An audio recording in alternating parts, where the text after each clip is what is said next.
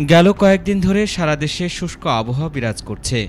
দেশের বেশ কিছু অঞ্চলের আকাশ আংশিক মেঘলা থাকলেও তেমন বৃষ্টির দেখা মেলেনি। তবে মঙ্গলবার থেকে সারা দেশে একটানা বৃষ্টিপাত হতে পারে বলে জানিয়েছে আবহাওয়া অধিদপ্তর।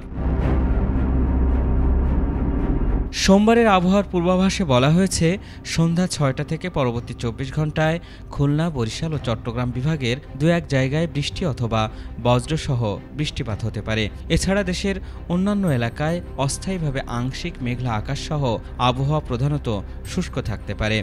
সারা দেশে দিন এবং রাতের তাপমাত্রা প্রায় অপরিবর্তিত থাকতে পারে।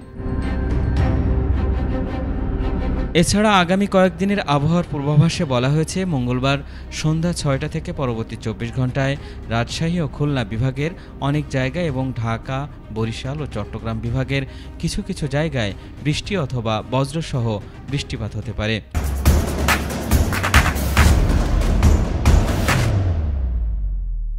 দেশের অন্যান্য এলাকায় আংশিক মেঘলা আকাশসহ আবহাওয়া প্রধানত শুষ্ক থাকতে পারে। সেই সঙ্গে সারা দেশে দিন এবং রাতের তাপমাত্রা সামান্য কমতে পারে।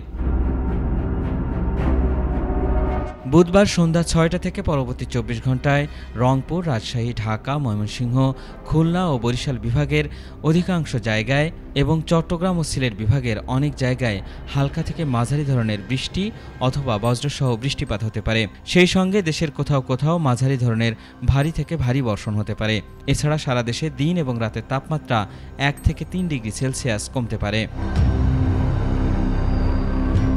বৃহস্পতিবার সন্ধ্যা ৬টা থেকে পরবর্তী ২৪ ঘন্টায় রংপুর, রাজশাহী, ঢাকা, ময়মনসিংহ, খুলনা ও সিলেট বিভাগের অধিকাংশ জায়গায় এবং বরিশাল ও চট্টগ্রাম বিভাগের অনেক জায়গায় হালকা থেকে মাঝারি ধরনের বৃষ্টি অথবা বজ্রসহ বৃষ্টিপাত হতে পারে। সেই সঙ্গে দেশের কোথাও কোথাও মাঝারি ধরনের ভারী থেকে ভারী বর্ষণ হতে পারে। এ সময়ে সারা দেশে দিন এবং রাতের তাপমাত্রা সামান্য কমতে পারে।